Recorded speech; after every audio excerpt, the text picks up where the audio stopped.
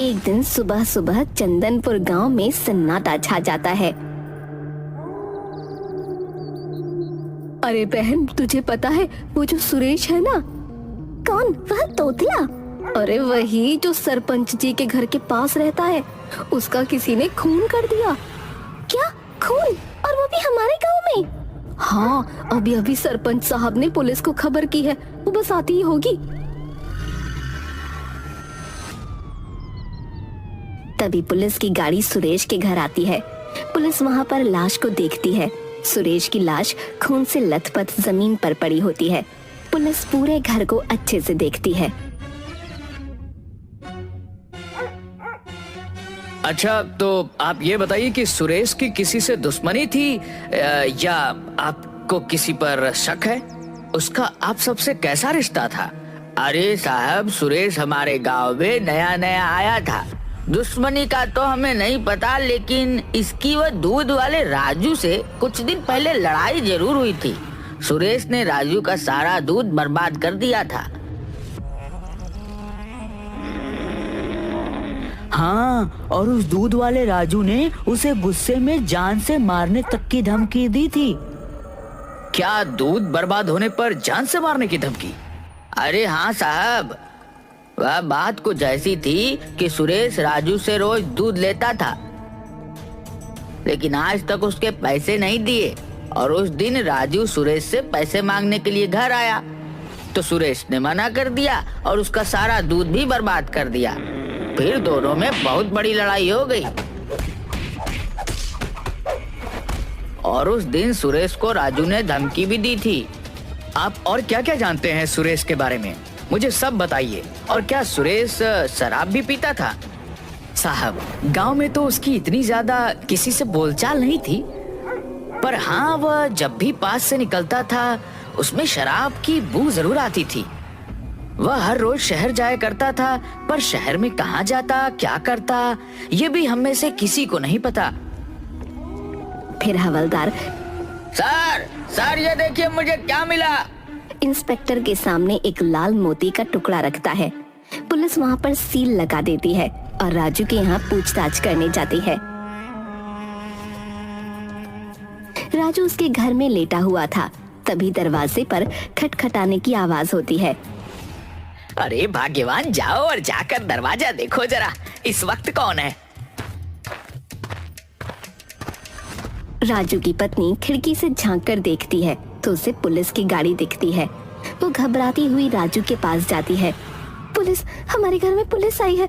आप सच सच बताएं, आपने कुछ गलत काम तो नहीं शुरू कर दिया है ना?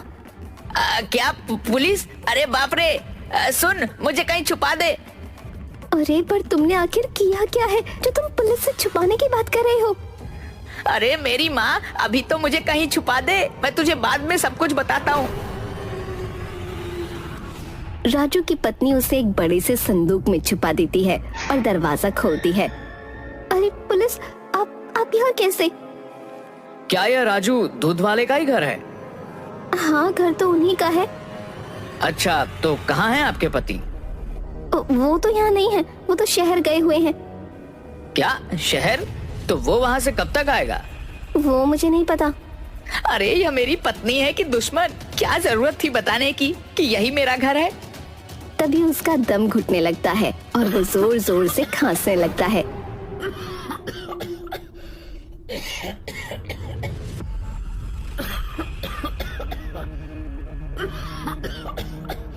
कौन है? कौन है अंदर? बोल, क्या किया है तूने? अरे साहब, मुझे माफ कर दो, मुझसे बहुत बड़ी गलती हो गई। अब आगे से मैं ऐसा कभी नहीं करूंगा। क्या आगे से नहीं करूंगा? तू कुछ करने के लायक बचेगा तभी तो कुछ करेगा ना।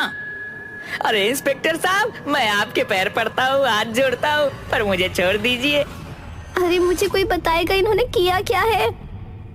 अरे मुझे क्या पता था कि इस गलती की मुझे इतनी बड़ी सजा मिलेगी।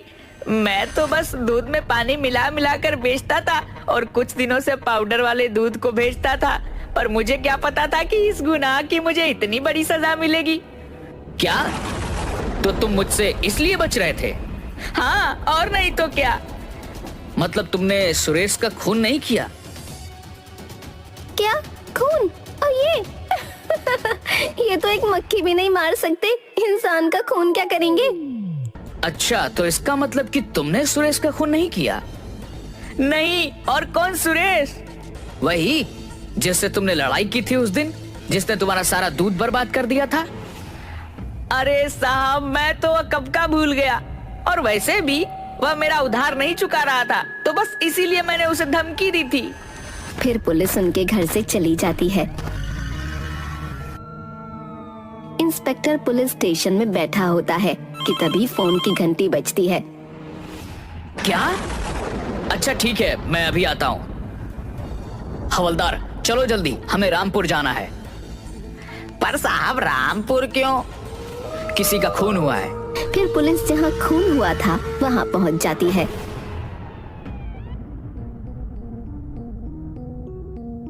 दिनेश क्या करता था, और क्या उसकी किसी से दुश्मनी थी? नहीं नहीं, यहाँ पर तो उसकी किसी से दुश्मनी नहीं थी, पर वह अपने काम से शहर जाता था, पर वहाँ किसी से दुश्मनी हो तो पता नहीं। अच्छा, तो दिनेश करता क्या था? साहब, वह किसी दवाइयों की फैक्ट्री में काम करने जाया करता था, और हाँ, उससे शराब की लत भी थी। पुलिस वहाँ से चली जाती है। इंस्पेक्टर बैठा हुआ कुछ सोच रहा था। क्या हुआ साहब? मैं ये सोच रहा था कि 2 ही दिनों में 2 खून हो गए, और तुमने एक बात पर गौर किया? क्या साहब? सुरेश और दिनेश दोनों के पेट में जो छुरा घोंपा गया था वो एक ही तरह से घोंपा गया था, और दोनों के घर की हालत भी एक जैसी थी। वह खूनी आया, बैठा, और फिर उस खूनी ने खून किया होगा। हाँ, और जैसा मोती हमें सुरेश के घर मिला था, वैसा ही दिनेश के लाश के पास भी मिला। अच्छा सुनो, वह जो दोनों मोती हैं वो मेरे पास लेकर आओ। फिर हवलदार दोनों मोतियों के टुकड़ों को इंस्पेक्टर जुगनू की टेबल पर रख देता है। अरे ये तो दोनों बिल्कुल एक जैसे हैं, और देखो, इन्हें जोड़ने पर जुड़ भी रहे हैं। इसका मतलब है कि दोनों का खून किसी एक ही इंसान ने किया है।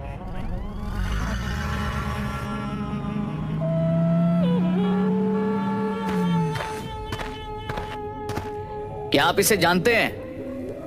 हाँ हाँ साहब, ये तो मेरी फैक्ट्री में काम करता है। शायद आपको पता नहीं है, पर इसे किसी ने मार दिया है। क्या? जी हाँ, बस इसी की पूछताछ करने के लिए हम यहाँ पर आए हैं। क्या दिनेश की यहाँ पर किसी से दुश्मनी थी? नहीं नहीं साहब, यहाँ तो उसकी किसी से कोई दुश्मनी नहीं थी।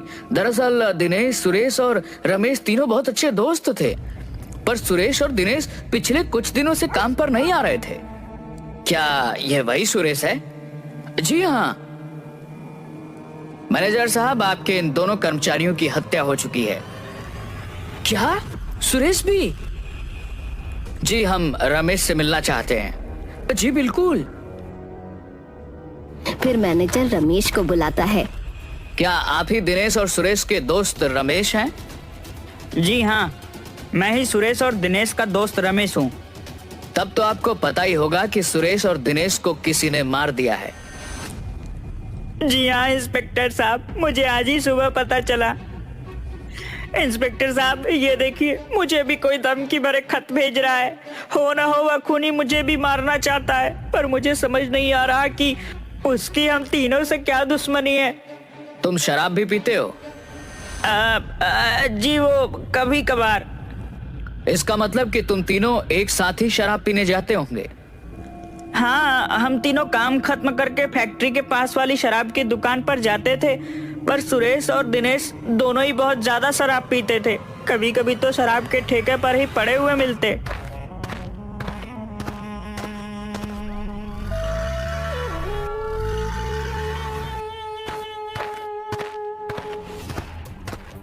इंस्पेक्टर और हवलदार दोनों ही शराब के ठेके पर पहुंच जाते हैं, जहां सुरेश, दिनेश और रमेश तीनों अक्सर जाया करते थे। कुछ और पूछताछ करके वो दोनों वहां से निकलने लगते हैं। तभी उन्हें शराब के ठेके के बाहर एक औरत मूंगफली बेचती हुई दिखती है। सर, वह देखिए, उस औरत के गले में वैसा ही मोतियों की हार है जैसे मोती हमें सुरेश और दिनेश की लाश के पास दिखे थे। फिर वो दोनों उस औरत के पास जाते हैं। एक मामूली मूंगफली का ठेला लगाने वाली के पास इतना महंगा हीरो का हार क्या कर रहा है? साहब, ये मेरी माँ की आखिरी निशानी है, इसलिए मैं इसे हमेशा पहन के रखती हूँ। क्या आप इन दोनों को जानती हैं? हाँ साहब, ये दोनों और इनका एक दोस्त तीनों यहाँ आकर अक्सर शराब के ठेके पे आते थे और मेरी ठेले से मूंगफली भी लेके खाते थे। अच्छा, तो आप इन दोनों के बारे में हमें कुछ बता सकती हैं? साहब, ये दोनों और इनका एक और दोस्त तीनों मुझे बहुत परेशान करते थे।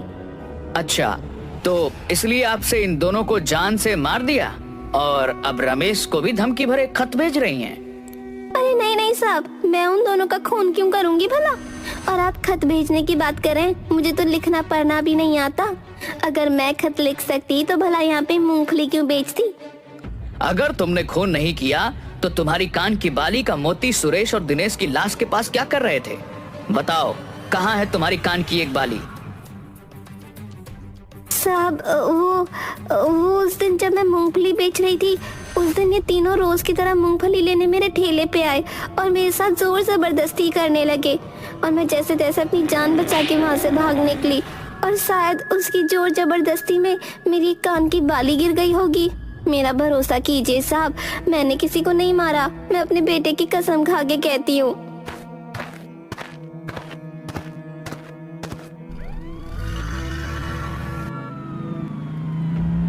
इंस्पेक्टर फिर से उन दोनों के घर जाता है और घर की अच्छे से जांच परख करता है। इंस्पेक्टर हवलदार को लेकर कहीं निकल जाता है। इंस्पेक्टर और हवलदार दोनों रमेश के घर का दरवाजा खटखटाते हैं, पर उन्हें वहां रमेश नहीं मिलता। वो दोनों कुछ ही दूरी पर जाते हैं, तब उन्हें रमेश भागता हुआ दिखता है। वो रमेश को पकड़ लेते हैं। बताओ, अपने ही दोस्तों का खून क्यों किया तुमने? अरे साहब, मैं क्यों करूंगा भला अपने ही दोस्तों का खून? बता, क्यों किया अपने दोस्तों का खून? बताता हूँ साहब। सुरेश और दिनेश दोनों ने ही मुझसे बहुत सारा उधार ले रखा था और दोनों ही उधार चुकाने का नाम नहीं ले रहे थे। एक दिन जब मैंने दोनों से उधार मांगा, तब उन्होंने साफ साफ इनकार कर दिया। तब गुस्से में आकर मैंने दोनों को मारने का सोचा। उस दिन जब हम तीनों शराब के ठेके पर से निकले, तब मैंने सुरेश को बहुत ज्यादा शराब पिला दी और उसे छोड़ने के लिए उसके घर तक गया। वह शराब के नशे में था। मैं कुछ देर वहां पर बैठा और फिर मौका पाते ही मैंने उसे मार डाला और रात के अंधेरे में मैं चुपचाप वहां से निकल गया। और ऐसा ही मैंने दिनेश के साथ भी किया। पर वह मोती, वह वहां पर क्यों रखा तुमने? वो मैंने आपका ध्यान भटकाने के लिए वहां पर जानबूझकर छोड़ दिया।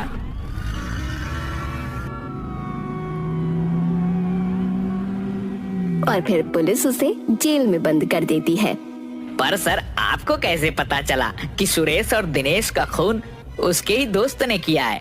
जब मैं दिनेश और सुरेश के घर फिर से गया, तब मुझे सुरेश के घर में सिगरेट का एक छोटा सा टुकड़ा और वैसा ही लाइटर मिला जैसा कि उस दिन रमेश के पास देखा था।